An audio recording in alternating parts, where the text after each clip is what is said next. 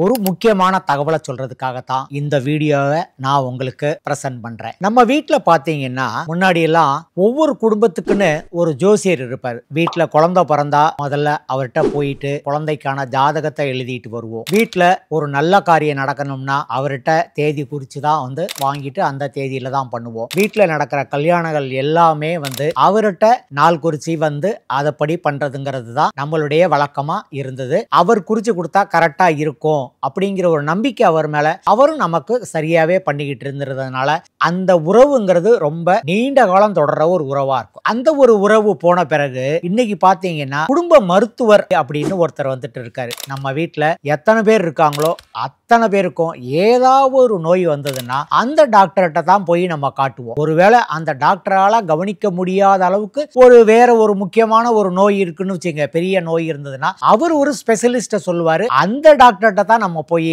காமிப்போம். நம்மளா எந்த ஒரு முடிவையும் எடுக்க மாட்டோம். இந்த மாதிரி ஒவ்வொரு குடும்பத்துக்கும் ஒரு குடும்ப ஜோதிடர் அல்லது குடும்ப மருத்துவர் இருக்கிற மாதிரி நமக்கு நம்மளுடைய நிதி நிர்வாகம் சம்பந்தமான முடிவுகளை எடுக்கிறதுக்காக, அதாவது பணத்தை எப்படி செலவழிக்கலாம், எப்படி முதலீடு செய்யலாம் அப்படிங்கிற மாதிரியான விஷயங்களை முடிவெடுக்கிறதுக்கு ஒரு குடும்ப நிதி ஆலோசகர் அப்படிங்கிறவரு கட்டாயம் வேணும். நான் ஏன் இதை சொல்றேன் அப்படிங்கிறதுக்கு ஒரு காரணம் இருக்கு. லாபம் மூலமா இன்னைக்கு பல 100 வாசகர்களோட நான் பேசிக்கிட்டு இருக்கேன். அப்படி பேசிக்கிட்டு இருக்கிறப்ப அவங்களுடைய நிதி சம்பந்தமான விஷயங்களை என்கிட்ட தெளிவா எடுத்து சொல்றாங்க. அப்படி சொல்றப்ப அவங்க பல விஷயங்கள்ல தப்பான முடிவுகளை எடுத்திருக்காங்க. அந்த தப்பான முடிவுகளை எடுத்ததுக்கு காரணம் அவங்க கிடையாது. அவங்களுக்கு ஒரு தவறான வழிகாட்டுதல் காட்டப்பட்டிருக்கு. அதனால ஒரு தவறான விஷயத்துல ஒரு தவறான முதலீட்டுல கொண்டு போய் பணத்தை போட்டிருக்காங்க. இப்ப உதாரணமா சொல்றேனே, பல பேர் இன்சூரன்ஸ் பாலிசி எடுத்திருக்காங்க. ஏங்க இந்த இன்சூரன்ஸ் பாலிசி எடுத்தீங்க, இதனால உங்களுக்கு என்ன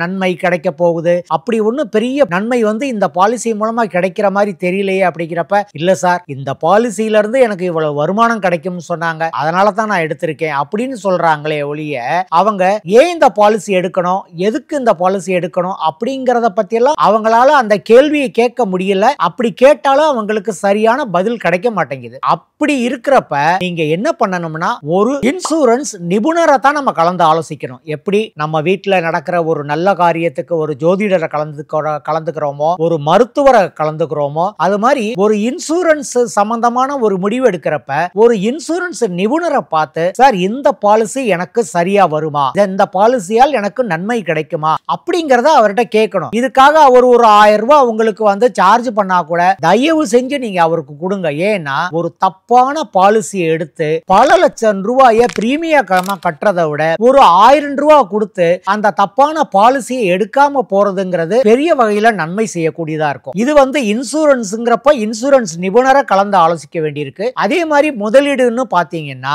ஷேர் மார்க்கெட்ல முதலீடு பண்ணலாமா, அல்லது மியூச்சுவல் ஃபண்ட்ல முதலீடு பண்ணலாமா, அல்லது தங்கத்துல முதலீடு பண்ணலாமா, அல்லது ரியல் எஸ்டேட்ல முதலீடு பண்ணலாமா, எதுல முதலீடு பண்ணா நமக்கு அதிக லாபம் கிடைக்கும் அப்படிங்கறத நம்ம அந்த முடிவு நம்மளால எடுக்க முடியறது இல்ல. பெரும்பாலும் நம்ம சென்டிமெண்ட் அடிப்படையில தான் முடிவு எடுக்கிறோம். தங்கம்ங்கிறது நீண்ட காலத்துல லாபம் கொடுக்கும், ரியல் எஸ்டேட் என்பது நீண்ட காலத்துல லாபம் கொடுக்கும் அப்படின்னு தான் நம்ம நினைச்சு முடிவு எடுக்கிறோமே ஒழிய, அதே மாதிரி பாத்தீங்கன்னா பங்குச்சந்தை பாத்தீங்கன்னா ரொம்ப ரிஸ்க் ஆனது, பங்குல போட்டா பணம் போயிடும், மியூச்சுவல் ஃபண்டுங்கிறது சந்தை அபாயங்களுக்கு உட்பட்டதுன்னு அவங்களே சொல்றாங்க, அதை தாண்டி நம்ம எப்படி பணம் போடுறது, இந்த மாதிரியான பயங்கள் எல்லாம் இருக்கும். ஆனா ஒரு நிதி ஆலோசகரை நீங்க கலந்து பேசி முடிவெடுக்கிறப்ப எதுல முதலீடு செய்யணும், ஏன் முதலீடு செய்யணும், எதுல முதலீடு செஞ்சா எவ்வளவு லாபம் கிடைக்கும்ங்கிறதுக்கான வாய்ப்பு இருக்கு அப்படிங்கறதெல்லாம் நீங்க தெளிவா தீர்மானமா தெரிஞ்சுக்கிட்டு முதலீடு பண்ண முடியும். அப்படி பண்றப்ப நீங்க செய்யற எந்த முதலீடா இருந்தாலும் சரி, பிற்பாடு பெரிய அளவுல